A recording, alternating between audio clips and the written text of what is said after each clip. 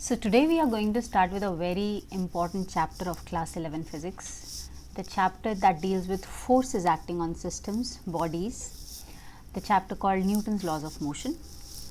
Here we shall be discussing the forces that create an acceleration in bodies and systems, and we shall see how the Newton's laws, the three laws given by Newton which deal with forces, they help us study systems, they help us find out how the system moves, they accelerate and all such things related to that. Now this chapter is a very important chapter because we use this chapter in almost all the other chapters that we study in class 11 and 12 physics. So getting the basics for this chapter right is very essential. So as we start with the chapter, we first of all start with the basic definition of force, which is the main entity that we are going to deal with in the whole of the chapter. What is a force? Force, we say, this is the basic definition that we have for force. We say that force is a push or a pull that when it acts on a body, it tries to change the way the body is. So let's say there is a force F that acts on this block of mass m. This force can make the block move if it is initially at rest, or if it is already moving in a certain direction, it can make it stop or slow down, right? Now the force only tries to bring that change in the block. Whether it is able to bring or not, that's a different aspect. But a force is an external agent, an external push or pull that tries to create a change in the state of a body which is either at rest or it is moving, or if it is moving in a certain direction, the force might also try to change the direction of motion. So when we try to define force, we define it like this. We say that force is an external push or pull that changes or tries to change the state of motion, the state of rest, or of state of direction in which a body is moving. So it also, a force can change the shape and the size of the body. Okay, so if there is a force which is acting on a body from all directions, maybe a force like this, pressure creates such forces. We shall see that later on. That if a force acts on the whole of the body, its whole surface, then it can create a compression in the body. That body might get compressed and its size and shape might change, right? So force can also create a change in the shape and the size of the body, and it can also try to change that. So force in that sense is such an external agent which tries to change the state of the body. Okay, and the Newton's laws, the three laws given by Newton, they essentially deal with forces acting on systems, on bodies, and how then we can study those systems to get our answers. So we shall start with the three laws, Newton's laws. The first one being the Newton's first law of motion, first law, which is also called the law of inertia. We shall discuss why do we call this so. What is the law? What is the first law of Newton? The Newton's first law says that if there is a body and there are multiple forces acting on this body, let's say there are forces F1, F2, and there could be forces acting from different directions also, F3, F4, and so on. In that case, if the vector sum of all these forces come out to be 0, if the net force acting on this body, if it comes out to be 0, then the body will not experience any change in its state. Okay, so the statement for the law goes like this. It states that unless there is an external unbalanced force acting on a body or a system, its state does not change. It continues to remain in the state of rest or of uniform motion. In whatever state it is, it will continue to remain like that. Now there are two terms that I have used in the statement. The first important term that I have used here is an external force, external unbalanced force. So the forces must be external and the forces must be unbalanced. What do we mean by these two terms? Let us see that. External force means a force that comes from outside. An external agent creates forces in the body. Now there are systems which can create forces from within, and they can undergo any change in their state. For example, when a bomb explodes, a bomb which is initially kept at rest explodes from within due to the internal forces that come and act within the bomb, isn't it? So in that sense, those internal forces we are not going to take up, or we are not going to consider them when we are using the law of inertia, the first law. It is only the external forces that are coming and acting on the system that are to be taken into consideration. Second thing is the forces being balanced or unbalanced. What do we mean by balanced forces? Balanced forces means nothing but the forces whose vector sum, the sum of all the forces, that comes out to be 0. Those forces are called balanced forces. And from there we understand that unbalanced forces would be the ones that do not create a net vector sum 0. So once again, the statement which says that unless an external unbalanced force acts on a system, it will not undergo any change in its state of rest or of uniform motion. So I hope you understand this law well now. There could be multiple forces acting on the body, but if all of them together add up to give you a 0 net force. Now we know how to add forces, right? We know that force is a vector. We have studied this in the previous chapter, vectors, how we add up vectors. So we can use the same method and we can check this. So why do we call this law the law of inertia? It is because it is through this law, the Newton's first law, that we define inertia as an entity contained within a body. So what is inertia? Let us understand that first. Inertia is defined as the inability of a body to undergo any change in its state, whatever state the body is in, whether of rest or of motion. So do we all understand that if there is a body which is kept anywhere or is moving, in order to bring a change in its state, so if this block M is at rest and if I want to make it move, I need to exert a force on it. And when I exert a force on it, the amount of force required to make this block move will directly depend upon how heavy the block is, how much mass does it contain, right? So in other words, we say that the mass of a body is a measure of the inertia that it provides towards a change in its state. I hope you understand here that greater the mass of this block, greater will be the resistance that the block will offer towards any change in its state being brought up by the force. So inertia is actually, mathematically, it is or quantitatively, we define the inertia also as a measure of the mass contained within the body, because the mass directly determines the resistance or the inertia provided by the body in bringing a change in its state. Now we say that inertia are of 3 basic types. Number 1 is inertia of rest. Inertia of rest, as the name suggests, inertia of rest means a body is already in a state of rest and it creates an inertia or a resistance towards any change in this state of rest. That's inertia of rest. An example towards inertia of rest could be that when you are, let's say, standing in a bus, a public bus, and the driver suddenly presses the accelerator and the bus suddenly starts moving, isn't it? What happens in that case is you feel a backward jerk. You feel as if you are pushed backward, right? That backward push that you experience is because your body has a tendency to stay in its earlier position, in its initial position. It does not really want to move along with the bus on its own, but it's because you are standing in the bus, your feet are in contact with the bus's surface, and as the bus starts moving, your feet will automatically tend to move. But the upper body, which is still in a state of rest, it wants to be in that state of rest, and that's why it feels a backward jerk. Okay, so this is inertia of rest, the body experiencing a resistance towards a change in its state of rest. Second type of inertia we call is the inertia of motion. Inertia of motion, which as the name suggests, is the inertia that a body provides towards a change in its state of motion. Let's take another example, a similar example to understand this as well.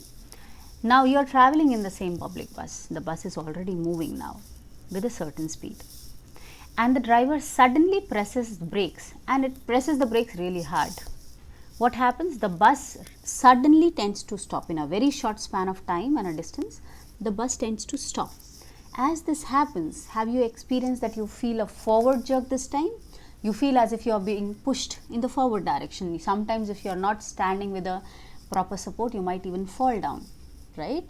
That happens because your body, which has now gained a certain amount of motion with it, it is in a state of motion. It has gained some inertia towards that, of motion.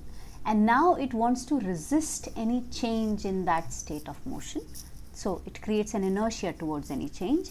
So when suddenly the bus tries to stop, your body, because it does not want to stop, it wants to move further, it feels as if it is, feels a forward jerk. Okay, so that's inertia of motion.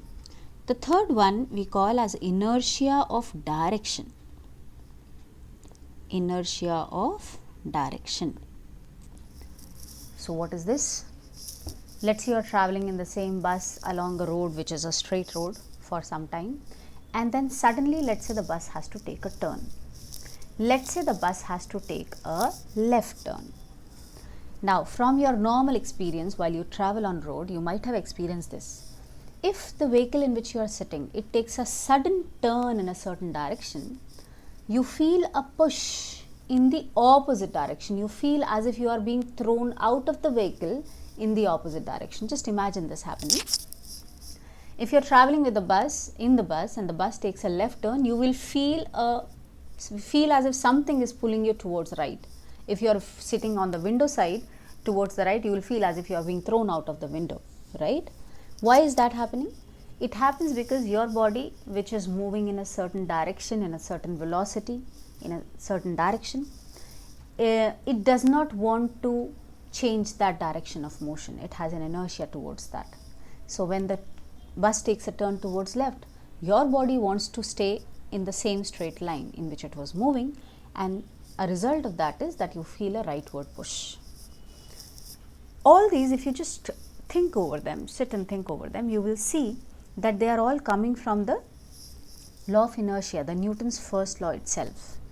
Unless there is an external force, any body will try to retain its state of rest or of uniform motion, right? So if there is an external force coming in, then of course it has to change its state. But if that does not come, or if it takes some time to come, till the time the force comes and acts on the body will resist any change in its state. Okay, so this is the first law, Newton's first law, or the law of inertia. The second law then, talks about when really a net force acts on a body and the body undergoes a change in its state. So in the second law, we study how a body undergoes a change in its state of motion or of rest when a net external force or an unbalanced external force acts on a body, right? So the Newton's second law, in order to understand it, we first define a term, a new quantity here, that we call as momentum. Momentum. I hope that you have studied the term momentum, or you have at least heard about it in the previous class also. In class 9, we study a little bit about momentum. Momentum is a vector quantity denoted with the letter P, and by definition, momentum is the mass of a body times its velocity. Velocity, the vector V. Okay. So momentum, which is the product of the mass of the body with its velocity, is physically, when we try to understand its physical significance, we say that it is the amount of motion contained within the body. Motion contained in the body while it is moving. This is what we define from the term momentum. So momentum being a vector quantity having the same direction as that of the velocity, do we understand what will be its SI unit? The SI unit of momentum will be the same as that of the SI unit of mass multiplied by that of the velocity. So kg for mass and meter per second for velocity. Kg meters per second becomes the SI unit for momentum. Now, why do we study momentum here? Because the second law depends upon the momentum of a body. Now, we come to the second statement for the second law. The second law states that the net external force that acts on a body, F net, we have already discussed what do we mean by net external force now, right? It is equal to the rate of change of momentum suffered by the body. Delta P by delta T. We understand this notation delta P by delta T because we have already in the chapter motion, we have already discussed definitions like V is equal to delta S by delta T, the rate of change of displacement gives us velocity, or acceleration which is delta V by delta T, the rate of change of velocity gives us the acceleration. Similarly, the rate of change of momentum with respect to time gives us the net force acting on the body.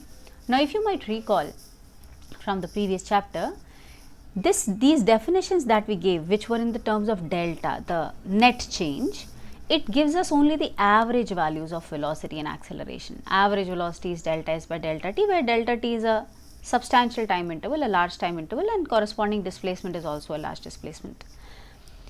What if we want to find out the instantaneous value of velocity? Do you all remember? In that case, we said that we can do that by making the time interval delta T a very, very small time interval, corresponding to which the displacement covered will also becomes very small, and then we write V instantaneous, the instantaneous velocity, which we just write as V as ds by dt, rate of change of displacement with respect to the time.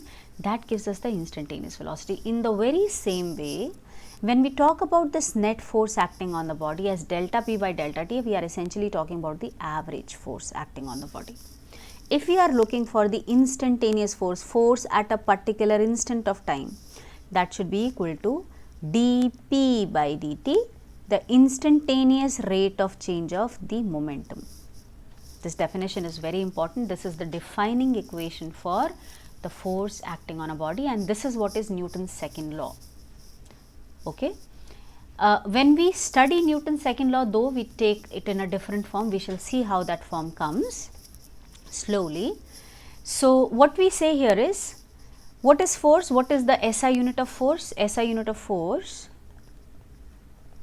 of F, which should actually be from the momentum and the time, it should be the change in momentum by the change in time, or dP by dt. It's kg meters per second, which is a momentum, unit of momentum, and by time, by second. So, that is kg meter per second squared, and we give it a new name, we call it a Newton. 1 kg meter per second squared is called 1 Newton of force, and we denote it by the letter capital N. Okay. So, this is the unit, SI unit for force. Now, let us see what are the other forms that this expression, the expression for the Newton's second law, can take. From this expression, see that we can write F net acting on a body as d by dt of, this is the differential operator, differentiation with respect to time, of P, the momentum, which we know by definition P is m into v, the mass into the velocity vector of the body. Now, do you see here we are getting a differentiation of a product of two quantities, mass and velocity, and we can use the product rule of differentiation to open this bracket up. The product rule of differentiation says that if we have two functions 1 and 2 to be differentiated, we can do it as first function into the differentiation of the second, dv by dt, plus the second function into the differentiation of the first, dm by dt, right. So, this is how you can write your Newton's second law in one more form, in a more general form, which now contains two terms.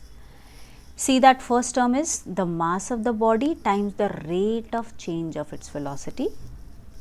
By the way, what is the rate of change of velocity? It's nothing but acceleration. So, can we write this net force as mass of the velocity times its mass of the body times its acceleration, right? But this is not all. We have a second term also this time. The second term is v into the velocity of the body times the rate at which the mass of the body changes with time.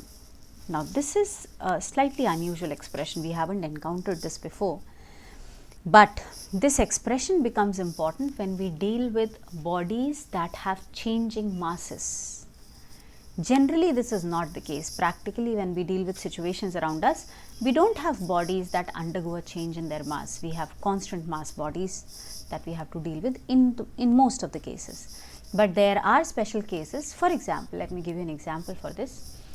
A rocket being propelled. rocket propulsion, where a rocket which contains a whole lot of fuel, so that the majority of the mass of the rocket is due to the fuel that it contains. And we know that when a rocket is propelled, a whole lot of fuel, the amount of fuel that burns per unit time is huge, because it has to be accelerated to huge accelerations under the effect of gravity, right? So the burning of the fuel that takes place at a very fast rate, due to which the rocket loses its mass considerably within a short span of time itself. So a rocket is a variable mass system, that's what we call it, and that is why the term dm by dt, the rate of change of mass with respect to time for a rocket, is not zero, right? And so when we use the Newton's second law in case of a rocket being propelled, we have to use this particular form of the Newton's law. Whereas if we take a special case that the rate of change of mass of a body is zero, which is not really a special case, it's the more usual case actually. Special case will be where the mass of the body changes. So if there is no change in the mass of the body with time, which is usually the case, we understand that the above expression, net force, becomes just mass into acceleration, isn't it? And do we remember this expression as the one that we usually consider to be the Newton's second law, right? So understand that this is also the second law, but with a special assumption behind it, right? Second law, when the mass of the body does not change, when m is a constant. Now you have to be careful with this, because in class 11 we will be dealing with cases where the masses of the bodies do change. Okay, so there we won't be able to use this form of Newton's second law. We can only use it when the body undergoing an acceleration, it has a constant mass, it does not change its mass. But since usually that is the case, this expression then becomes a very, very important expression, the expression that we use in almost all the questions that we shall be doing in this particular chapter. Net force is equal to mass into acceleration. Now a few things that you need to keep into mind when you use this expression is that this net force that we are dealing with is the net external force acting on the body. Once again, the forces must be coming from outside, they should not be originating from within the body, and we have to find out the net force, which will be the vector sum of all the forces acting on the body, and that is to be equated with mass into acceleration. Also pay attention that this is a vector equation, so we understand that the acceleration of the body will be in the same direction as that of the net force acting on the body. In whatever direction is the net force, the body will accelerate in that particular direction. Okay. Now we come to the third law, the Newton's third law.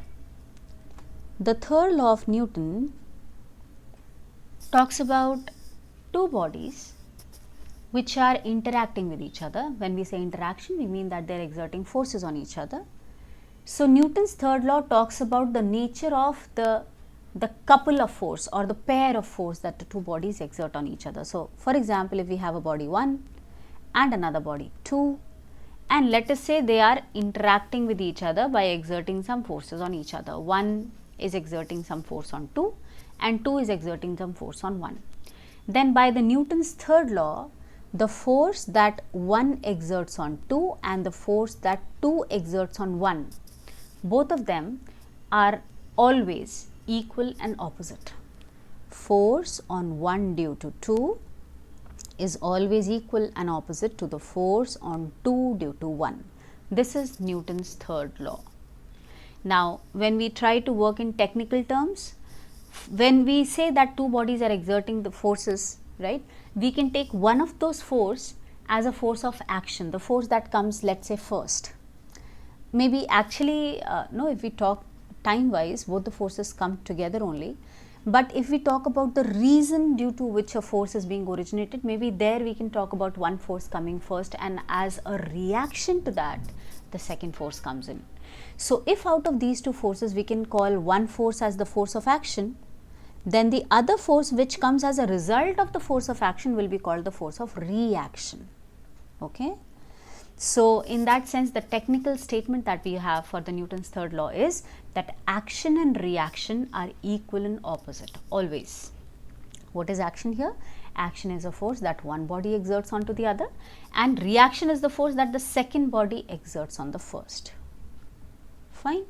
You can take an example here. Let's say there are two masses m1 and m2 that are kept at a certain distance r from each other. Now we know that according to the Newton's law of gravitation, two masses always exert forces on each other, attractive gravitational force on each other, which is given by a certain form.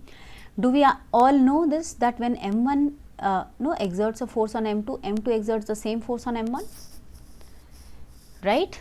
So this is coming from the Newton's third law, action and reaction forces. Okay.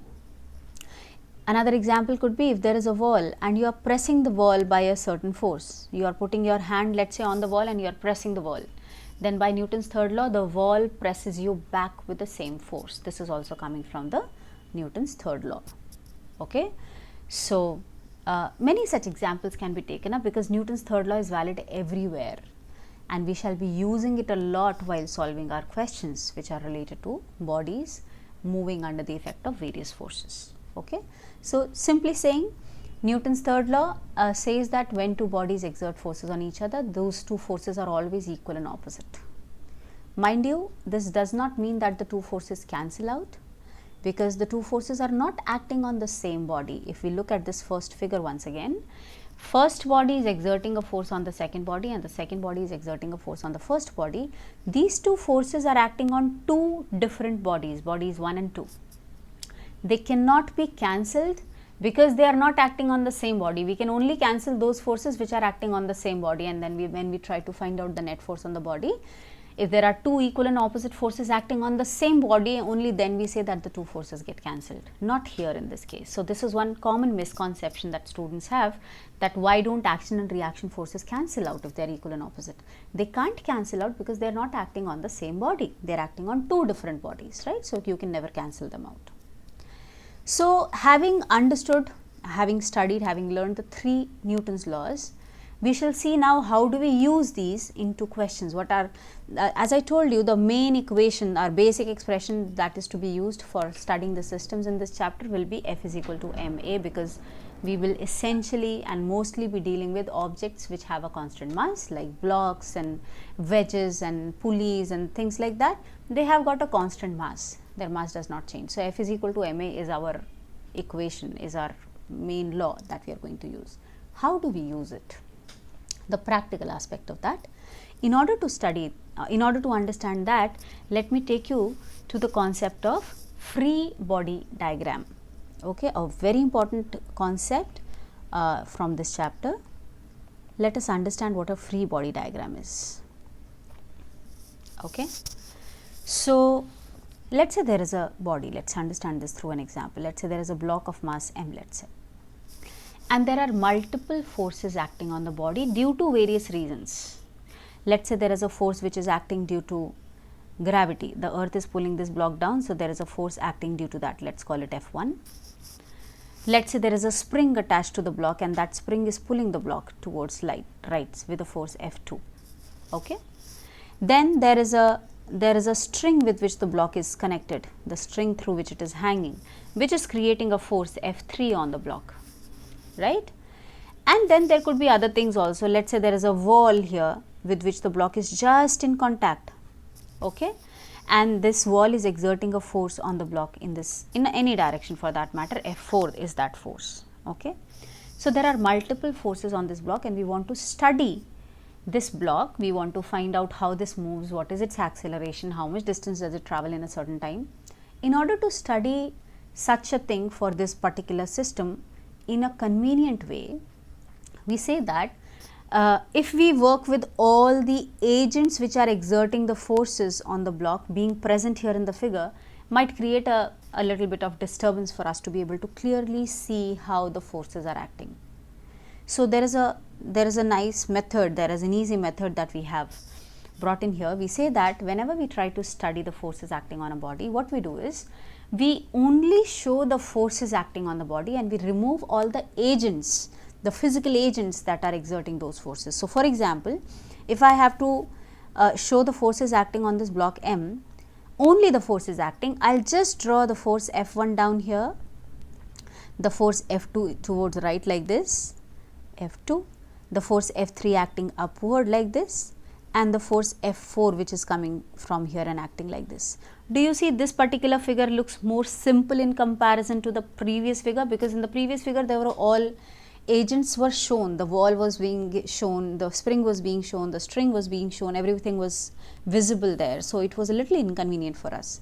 But as soon as I draw this figure like this, only showing the forces, now things are much more clear and we can study these forces clearly now, easily. So this figure that we have drawn here is called a free body diagram. As the name suggests, you can see that what we have done here is we have freed the body of all the contacts which were creating forces. Instead, we only show the forces that are acting on the body, right? We don't show the agents that are creating the force, right? So this figure that we draw by removing all the contacts and only showing the forces that are acting on the body is called a free body diagram. So just a very small concept, but it helps you in solving the questions a lot because it makes things simple for you. They look simple, so we can work with them conveniently. Okay. So once we have understood free body diagram, let us now move on to looking at the steps that are involved in solving questions in this particular chapter. Steps involved to solve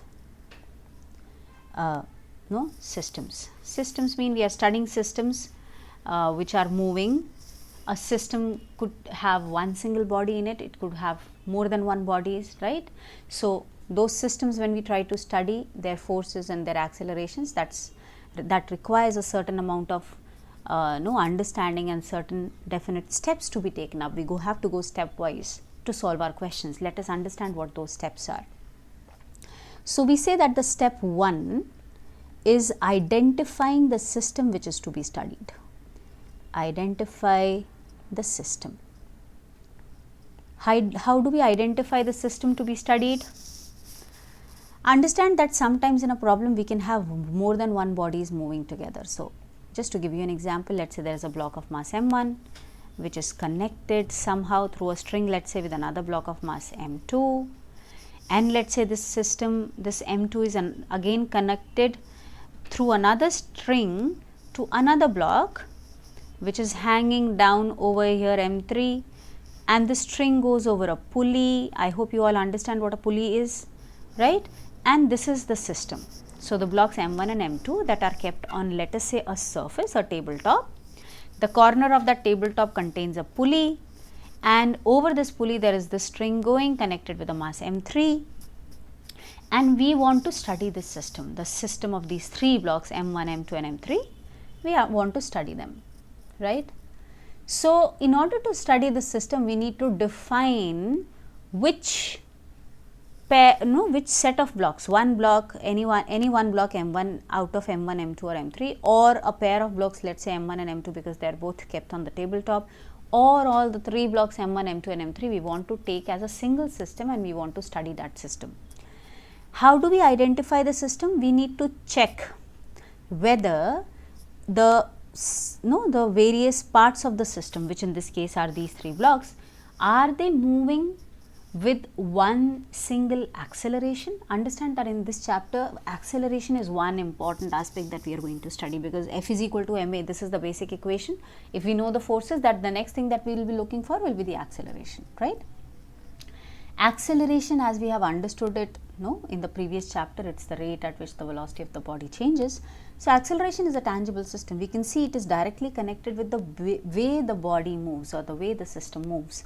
So acceleration of m1, m2 and m3 would essentially be the rate at which their speeds are changing, as they are moving. I hope you all understand how this system would move.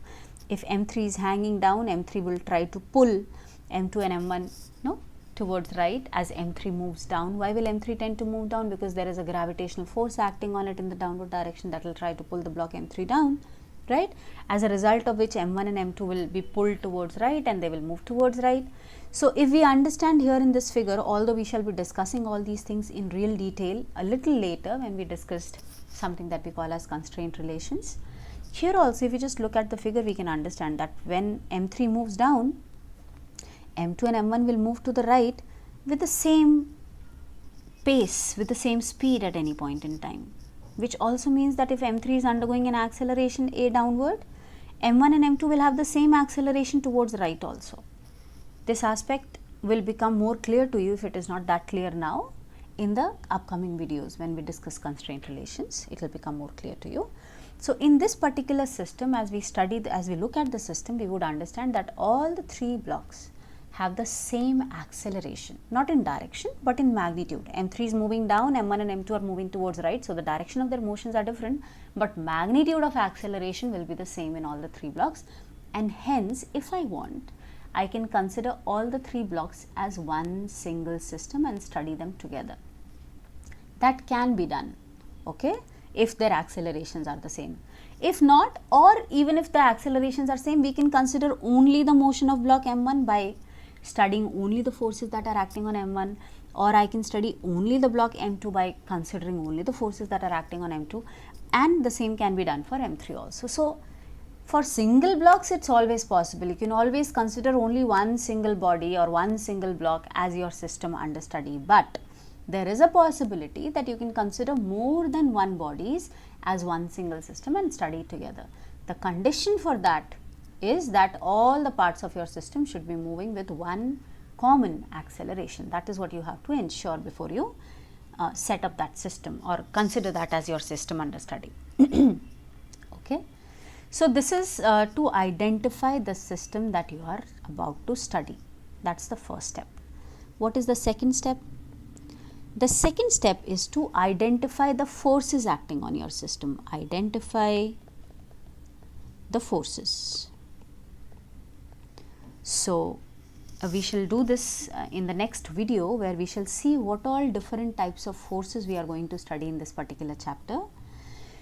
And how do we identify those, how they are coming, how they are acting, in what direction, with what magnitude, all those aspects we shall be studying in the next part of the chapter. But understand that on one single body there can be multiple forces acting, right? There could be a force due to the gravitational pull, there could be a force due to someone coming and pushing this block, F2, there could be a force due to a string being connected to the block and pulling it like this, F3, and all those. So, you have to be able to identify, find out what all possible forces are there acting on the body, because only then we will be able to use the Newton's laws over that body once all the forces are being identified, right? All the forces, once you have identified that, then the next step is, step 3 is draw the free body diagram. Draw the FBD, in short for the free body diagram of the body, which essentially is showing all the forces acting on the body.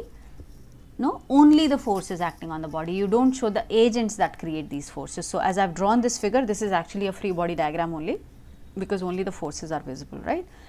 Now, once you have drawn the free body diagram, then what you do is, the step 4 is choose the axis about which you want to write your force equations. Choose the axis and write the force equations. Now, this part is very important. Force equations. Let us understand this in detail. Okay. So, let us say there is a body, there is this block on which there are multiple forces acting. There are forces F1, F2, F2 here, F3 and F4 and all that. Let me just, for the sake of making it a little more complex, let me take F5 also, which is acting like this at an angle with the horizontal, let us say, such that it is making an angle theta. Okay. And let us take this, that under the effect of all these forces, this block is moving towards right. It will not just be moving, it will be accelerating, because there are forces acting and they would have some net force they will be creating, which will be non-zero, a net external force, which will be then creating an acceleration. So, once we understand that this block has an acceleration in this particular direction, in the horizontal direction, this would also tell us that this means that there is no acceleration of the block in the vertical direction. Along the vertical, along the upward or the downward direction, the acceleration is 0. How do we know this? We know this because we know that for vectors, if there is a vector in a certain direction, vector A, it will have no component in a direction perpendicular to it, right? Do we remember vectors? A vector A which makes a certain angle with a certain direction, its component along that direction always comes out to be A cos theta, right? So, when will A cos theta be 0? A cos theta will be 0 when cos theta is 0, and cos theta is 0 when theta is 90 degrees. What does this equation tells us, or this result tells us? It tells us that if you try to find out the component of a vector along a direction perpendicular to it, with which the vector A makes an angle of 90 degrees, you won't get any component. Physically, this means that a vector has no effect in a direction perpendicular to it, which we have basically seen in the previous chapter, the chapter motion. When we studied projectile, we saw that how the x and the y directional motions of a projectile are absolutely independent of each other, right? It's the same thing that we are using here, and we are saying that if the acceleration is towards right, that means acceleration along the vertical direction is 0, right? Now, once we see that we know accelerations, or at least we know what are the directions in which the acceleration is there and the direction in which the acceleration is not there, this gives us an idea as to how to choose the axis along which we are going to write the force equation. What is going to be the force equation, by the way? It is nothing but F net is equal to mass into acceleration, isn't it? And we know that this is a vector equation. If it is a vector equation, that means it has to be written along with the directions taken into consideration, which also means that if I want, I can split this equation into its components, right? Which is a very important part. Do you all understand that I can always write this equation into 3 mutually perpendicular directions as net force along the x-axis is equal to mass into acceleration along the x-axis. Net force along the y-axis is equal to mass into acceleration along the y-axis, and similarly net force along the z-axis is equal to mass of the body or the system into the acceleration along the z-axis. Whereas this equation is a vector equation, understand that these 3 equations are scalar equations, because we have already taken care of the direction. We are only working along the x-axis now. Here we are only working along the y-axis, here we are only working along the z-axis, like that, okay. So, once we have specified our direction, now we shall use only the forces which are acting along the x-axis here, and we shall only consider the acceleration which is which will be along the x-axis for this body. So, this is one thing that we need to understand very carefully, that once we are able to identify in the figure what is the direction along which the body is accelerating and what is the direction along which there is no acceleration, which will actually be perpendicular to the direction of acceleration, we can then split all our forces along these 2 directions, and then only we write the equations for the force equations. So, here in this case, I hope you all understand. Let me just make some space here so that we can discuss this along with the figure itself. What we are understanding here is that these 5 forces that are acting on this block, let's say the block has a mass m. These 5 forces are acting at various angles. F1 and F2 are acting along the vertical, F3 and F4 are acting along the horizontal, whereas F5 is acting at an angle with the horizontal. So, if I want to split these 5 forces now along either the horizontal direction or the vertical direction, do we see that clearly we can say that F1 and F2 are acting along the vertical? So, these 2 will be in the equation that we write for the net force along the vertical direction. Then F3 and F4 are along the horizontal, so we will use them in the horizontal equation. What about F5? For F5 now we shall use the concept of resolving a vector into its components. Because force is a vector, I can always break this force F5 into its 2 components. One along the x-axis, which in this case understand will be F5 cos theta, whereas the other component will be along the vertical, which from the same figure will be F5 sin theta, isn't it? So, I say now that instead of F5, we can cancel off F5 now, because it is these 2 components of F5 which are now representing the force F5. Out of the 2 components, first one F5 cos theta is along the horizontal and the second one F5 sin theta is along the vertical.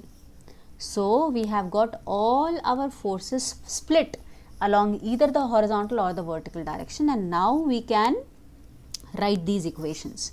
So the equation of force along the x-axis for the block that we have discussed above will be, see carefully, the net force along the x-axis is equal to mass into the x directional acceleration.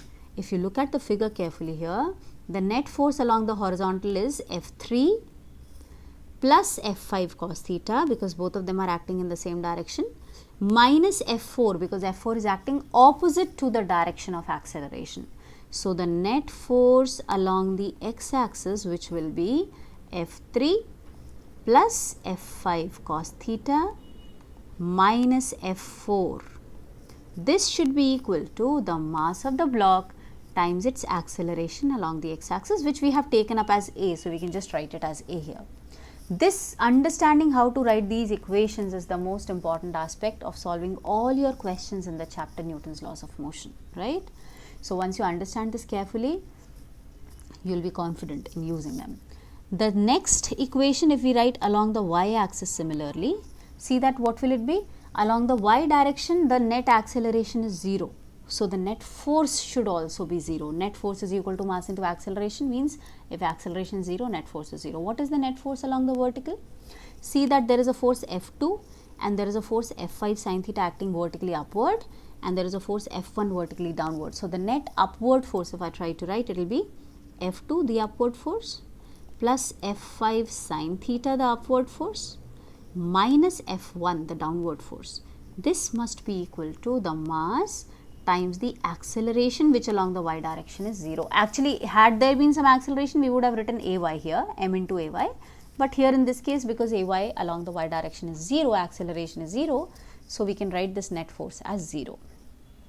So being able to write these equations after splitting, or what do you call them, taking the components, resolving all your forces along two mutually perpendicular directions or three mutually perpendicular directions, if that is required, is one of the most important aspects of solving all the questions related to this particular chapter.